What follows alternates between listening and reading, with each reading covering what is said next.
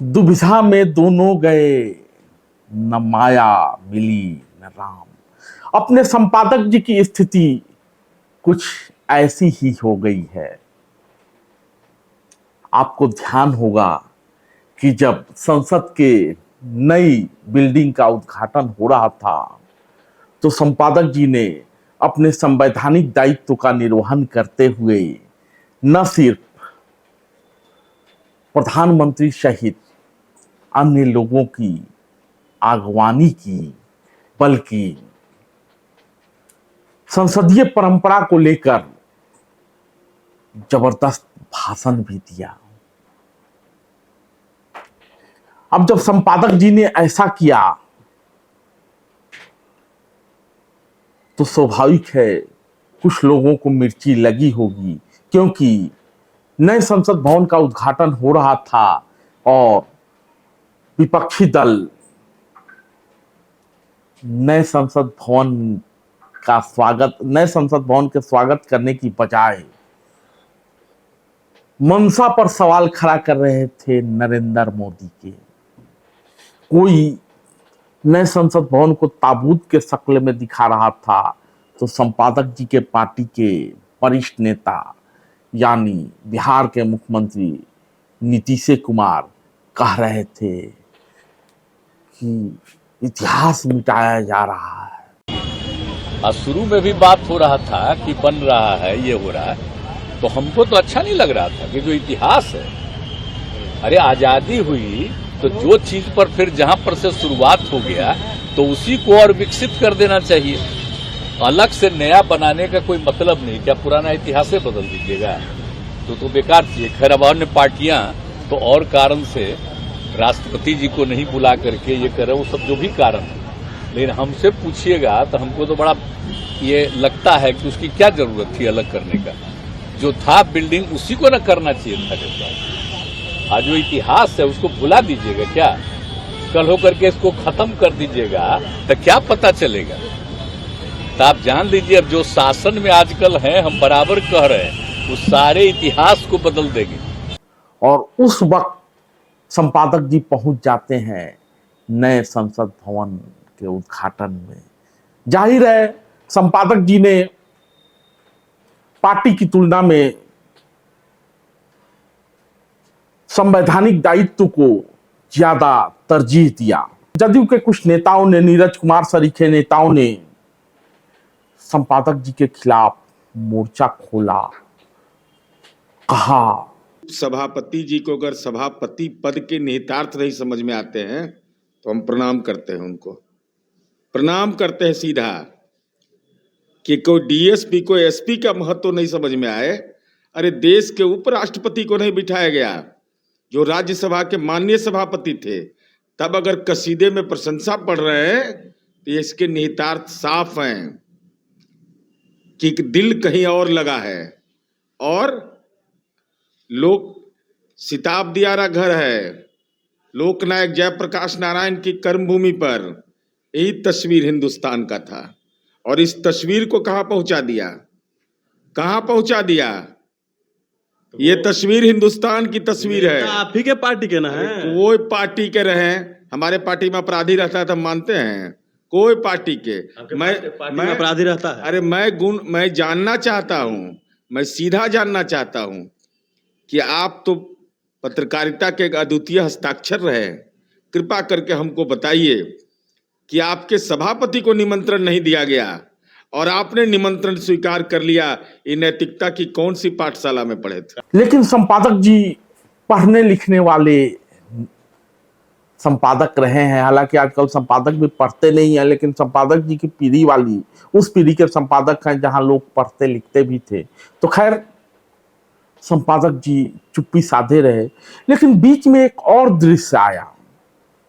संपादक जी पटना पहुंचते हैं, हाथ में गुलदस्ता लिए बिहार के मुख्यमंत्री नीतीश कुमार से मिलने जाते हैं। बंद कमरे में घंटों बात होती है।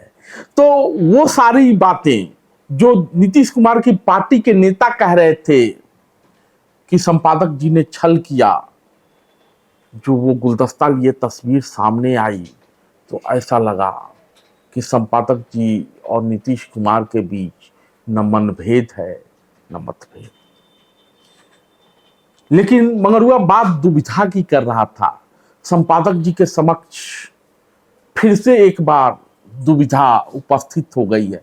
अब मैं बार बार जब संपादक जी कह रहा हूं तो बात कर रहा हूं राज्यसभा के उपसभापति हरिवंश नारायण सिंह की, जो कि जदयू कोटे से राज्यसभा में सांसद भी हैं। और इन दिनों संसद में भले बाहर मानसून है, मानसूनी बारिश की फुहार है, लेकिन संसद में आग लगा हुआ है। मणिपुर के मसले पर संसद सुलग रहा है। इंडिया बनाम एनडीए की लड़ाई चल रही है। आपको याद होगा कि नीतीश कुमार विपक्षी एका के सूत्रधार हैं और संपादक जी उसी पार्टी के सांसद। तो इंडिया ने एनडीए के खिलाफ अविश्वास का नोटिस दिया है और उसी नोटिस पर बहस कराई जानी है। इसके पहले अलग अलग दल अपने पार्टी के सांसदों के लिए व्हिप जारी कर रहे हैं। व्हिप जारी करने की परंपरा भी रही है। व्हिप क्या है ये तो समझते ही होंगे आप। तो उसी क्रम में जदयू ने भी व्हिप जारी किया है। तो अपने संपादक जी राज्यसभा के उपसभापति भी हैं, संवैधानिक पद पर हैं, पार्टी के सांसद भी हैं। पार्टी व्हिप जारी करती है तो जाहिर है व्हिप से बंधे हुए भी हैं। इसमें तमाम तरह की बातें भी होती रही। जब नीतीश कुमार की पार्टी एनडीए से अलग होती है और संपादक जी से उपसभापति पद से इस्तीफा नहीं मांगा जाता है, तो कई लोगों ने कहा, यहां तक कि नीतीश कुमार के करीबी रहे प्रशांत किशोर ने भी कहा कि हरिवंश के जरिए भाजपा के संपर्क में है नीतीश कुमार। लेकिन अब क्लियर हो जाएगा, जब ये व्हिप जारी किया गया है तो हरिवंश पार्टी व्हिप के साथ खड़े होते हैं या संवैधानिक दायित्व के साथ। नीतीश कुमार स्वयं 17 साल के उनके मुख्यमंत्री के काल में करीब करीब 14 साल भाजपा के साथ रहे हैं। अभी 1 महीना पहले उन्होंने भाजपा को छोड़ा है और महागठबंधन के साथ उन्होंने सरकार बनाई है। देश में कई लोगों को ऐसा लग रहा है कि नीतीश कुमार भाजपा के खिलाफ देश स्तर पे एक कोई बहुत बड़ा महागठबंधन बनाने की दिशा में प्रयासरत हैं।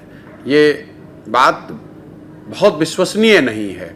जहाँ तक मैं समझ पाया हूँ, जहाँ तक मेरी जानकारी है, नीतीश कुमार महागठबंधन में जरूर हैं बिहार में, लेकिन उन्होंने भाजपा के साथ अपने चैनल बंद नहीं किए हैं। और इसका सबसे बड़ा प्रमाण ये है कि हरिवंश जी जो राज्यसभा में डिप्टी चेयरमैन के पद पर बने हुए हैं, वो जदयू के एमपी हैं। और जब भाजपा को नीतीश कुमार जी ने छोड़ा, उस गठबंधन से बाहर आए, तो उन्होंने अभी तक ना हरिवंश जी ने उस पद से इस्तीफा दिया है, ना पार्टी ने उनको इस्तीफा देने के लिए कहा है, ना पार्टी ने उन पर कोई कार्रवाई करी है।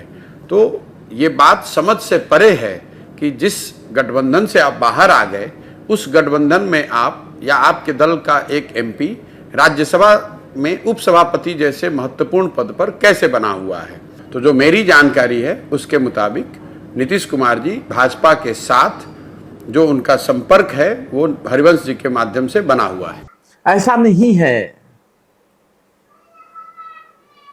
कि ऐसी स्थिति पहली बार बनी है। इससे पहले पीजे कुरियन और नजमा हेपतुल्ला जब राज्यसभा के उपसभापति थे तो उनके दलों की ओर से उनके लिए व्हिप नहीं जारी किया गया था। लेकिन नीतीश कुमार की पार्टी ने उपसभापति हरिवंश के लिए व्हिप जारी किया है पहले जदयू ने ऐसा नहीं किया था, उप सभापति को व्हिप से बाहर रखा था, लेकिन इस बार पार्टी ने व्हिप जारी किया। और जानते ही हैं कि दिल्ली में ट्रांसफर पोस्टिंग कानून को लेकर केंद्र सरकार का अध्यादेश है और उस पर बहस होनी है। मणिपुर के मसले पर तो संसद से सुलग रहा है। प्रधानमंत्री सदन में आए और अपनी बात रखें, इसलिए विपक्ष ने अविश्वास का सहारा लिया है, लेकिन पार्टियों ने दिल्ली के अध्यादेश के सवाल पर व्हिप जारी किया है और उसमें जदयू भी शामिल है। और जदयू के व्हिप में ये बात कही गई है कि 27 जुलाई से लेकर 11 अगस्त तक सभी सांसद संसद में मौजूद रहें। ऐसे में दिलचस्प होगा ये देखना कि जब बहस होती है तो संपादक जी व्हिप के साथ खड़े होते हैं या संवैधानिक दायित्व के साथ। धन्यवाद।